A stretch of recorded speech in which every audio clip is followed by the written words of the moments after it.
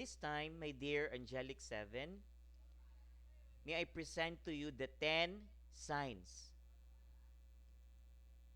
10 signs of intellectual honesty. And what are these signs? So let us discuss this one by one. We have number 1. Do not overstate the power of your argument. What does it mean? One's sense of conviction should be in proportion to the level of clear evidence accessible by most. If someone portrays their opponents as being either stupid or dishonest for disagreeing, intellectual honesty is probably in play. Intellectual honesty is most often associated with humility, not arrogance. So take note with this, Angelic 7. When we are having some conversation with somebody, either with your classmates or with your teachers, you see to it that you are not overstating the argument. Because not all the time, people will agree. There are some who will disagree. Again, if there is somebody who disagrees, then intellectually dishonesty comes in. And it plays a very, very important in the conversation or in the argument. So, all we need to do is to practice humility, not arrogance. Because if we are practicing these two virtues, then most probably we are exercising the scientific attitude, which is the intellectual honesty. Number 2, show a willingness to publicly acknowledge that reasonable alternative viewpoints exist. What does it mean? The alternative views do not have to be treated as equally valid or powerful, but rarely it is the case that one and only one viewpoint has a complete monopoly on reason and evidence. That is why we, as future researchers, especially you, my dear angelic students, in grade 7, we need to practice at your age. This is what you call willingness to publicly acknowledge some alternative viewpoints. And it really exists. You know, if we will just open our mind and open our heart for any possibility, then most probably we can have a most valid and powerful results. And so, we need to accept some alternative viewpoints.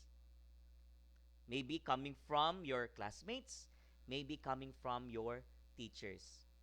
So, who maybe it is, as long as we are willing to acknowledge those viewpoints. Number 3 signs. The willing to publicly acknowledge and question one's own assumptions and biases. Why do we need to do this? All of us rely on assumptions. When applying our worldview to make sense of the data about the world, and all of us bring various biases to the table. Whether you like it or not, or whether you believe or not, all of us are practicing biases in life. In school, at home, or anywhere. We become sometimes subjective. Or in other words, there are favoritisms, let us say. Now, in practicing those things, we tend to keep within ourselves the assumptions, and we are not willing anymore to question those because we believe it's true.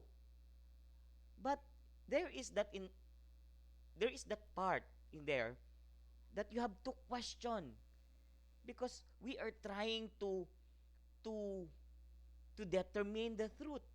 We are searching the truth. That's why in our first lesson we discussed about curiosity because we want to seek for the truth. And if we will not be seeking for the truth, we are not intellectually honest.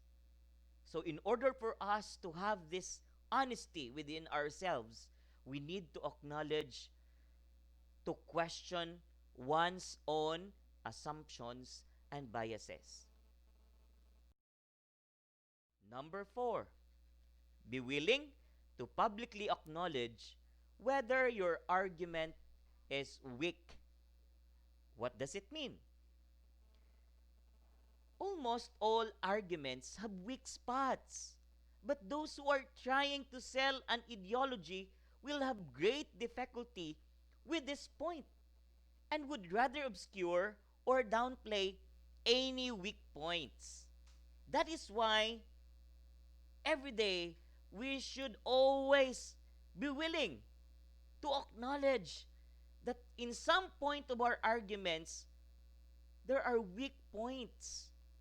Meaning, not all the time our reasons are good, our reasons are correct, but there are some times or moment that our answer is not correct. And we should acknowledge that. We will not going to consider ourselves, or we will as if we know everything. Am I right? So we need to always open our minds by accepting our weaknesses, because those weaknesses can help us to become more successful and better individual. Number five signs. Be willing to publicly acknowledge when you are wrong. This is it. Those selling an ideology likewise have great difficulty admitting to being wrong, as this undercuts the rhetoric and image that is being sold. You get small points for admitting to being wrong on tribal matters and big points for admitting to being wrong on substantive points. You lose big points for failing to admit being wrong on something tribal. That is why we teachers, especially advisors, are trying to raise questions from our students, especially in my advisory students, especially in your section, Angelic 7. We are raising questions sometimes uh, that assess, or it determines whether you are telling me correct.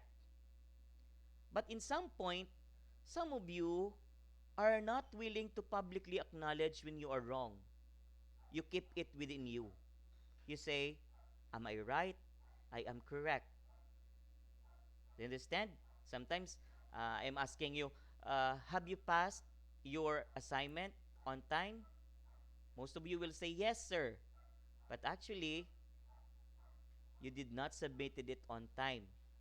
That's why we fail to have intellectual honesty within ourselves, because we do not accept mistakes. Again, my dear angelic students, it's a wake up call. I am reminding you once again that most of the time, in order for you to become a better person, we need to accept mistakes, because we are learning from our mistakes. It is our great and strong teacher in life.